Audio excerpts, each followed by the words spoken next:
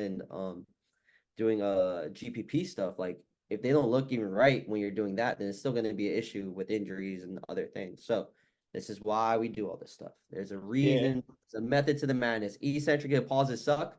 We all do it. It's needed we have it in our programs for a reason.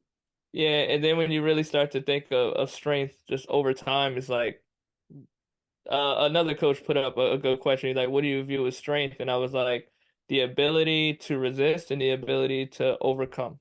Hmm. So when we're looking at really bulletproofing our bodies and the strength, we want to be able to resist any external forces, right? And we want to be able to create tension to overcome any other forces. And we're trying to bulletproof ourselves in ways that we're allowed to do so.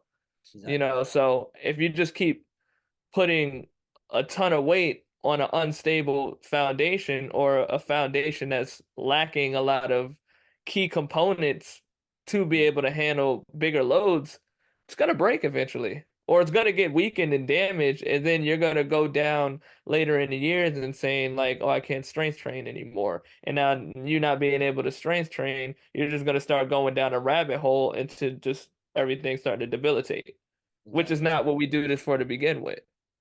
So if you're really not a competitor and you're really starting to look at, strength for life, right, which is kind of where this conversation is headed a little bit, you do have to approach some of these things a lot differently. You have to look at your body joint by joint. You have to look at your capabilities. You have to look at how you feel. And if you already know you feel shitty and you just decide like, all right, I'm just gonna continue to lift these bigger weights feeling shitty, what do you think is going to happen 3 years from now? Mhm. And you're going to build a bad relationship with strength training as that is, and you're just going to associate strength training with heavy and pain.